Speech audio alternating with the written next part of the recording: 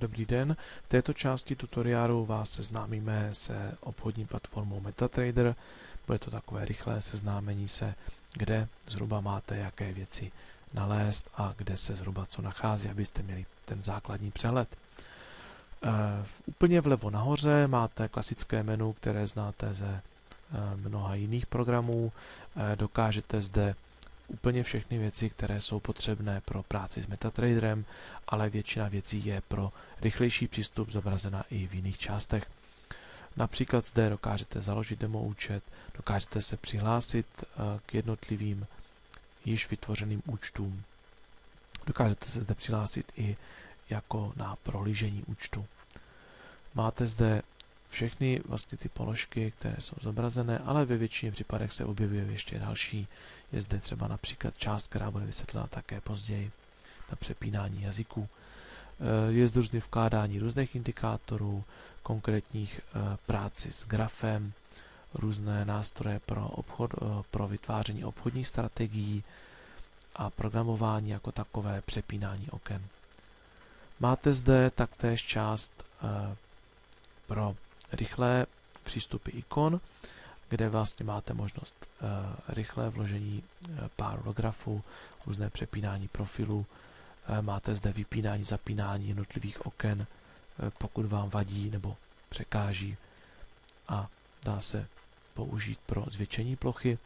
Máte zde třeba taky například pro spuštění na vytváření nového obchodního pokynu, pro práce s metaeditorem, to je práce na programování strategií, zapínání, vypínání oněch obchodních strategií, možnost zobrazení grafu v jiném grafickém rozpoložení, jako je třeba sloupcový graf, svíčkový graf, přiblížení svíčky pro větší přehlednost, oddálení zase svíček, aby mohlo se lépe zjistit některé hodnoty.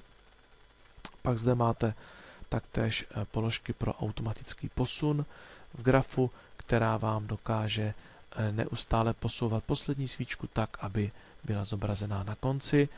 Pokud použijete i odsazení, tak vám dojde k tomu, že vám tady vznikne taková mezera a vy máte naprostou jistotu, že tohle je poslední svíčka na trhu.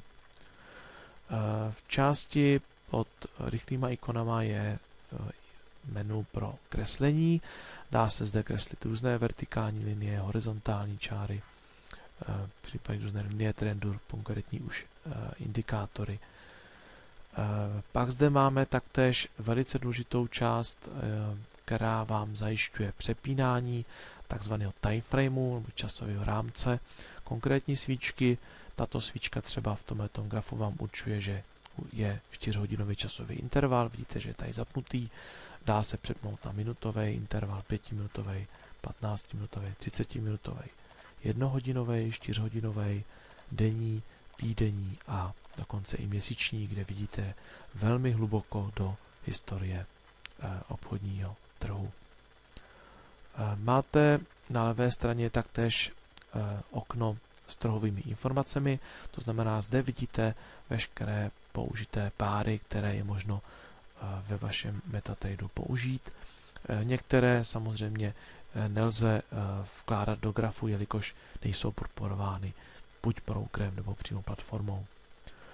Důležité je pro vás hlavní informace pro tu chvílku je ta, že například tady je pár euro USD a tato hodnota, která je zde zobrazená, je aktuální hodnota na trhu, není to žádná historie, je to přesně aktuální položka pro tuto část.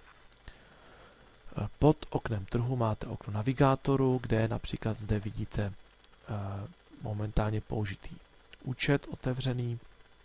Uvidíte zde i více účtů, pokud se budete přepínat mezi třeba demo verzí a ostrým účtem. Vidíte zde i konkrétní věci, jako jsou ukazatele, nebo respektive ve většině informačních materiálů jsou spíš nazvané jako indikátory. Uvidíte zde i strategie, tzv. EA systémy, pak další část na jiné ukazatele a indikátory. Máte zde i konkrétní skripty pro vkládání nebo zřízení přímo konkrétní položky, ale zatím není potřeba znát.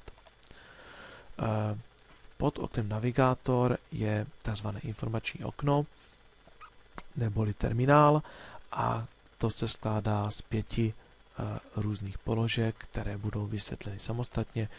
Jde o položky, které jsou vždy aktuální a které vám dokáží s váma komunikovat s brokerem, ukazují vám váš obchodní účet, ukazují vám historii, různé zprávy poštovní a různé informace ohledně prováděných příkazů. Bude opět vysvětlena samostatně.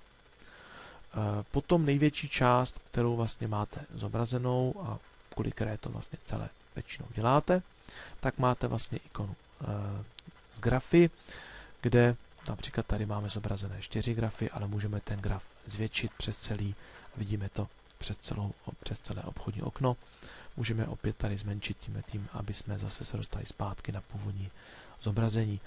Jednotlivá položky tady v této části budou vysvětleny samostatně, neboť se okolo toho bude točit většina valná část vaší práce. Děkujeme vám zatím za pozornost a těšíme se na další tutoriál.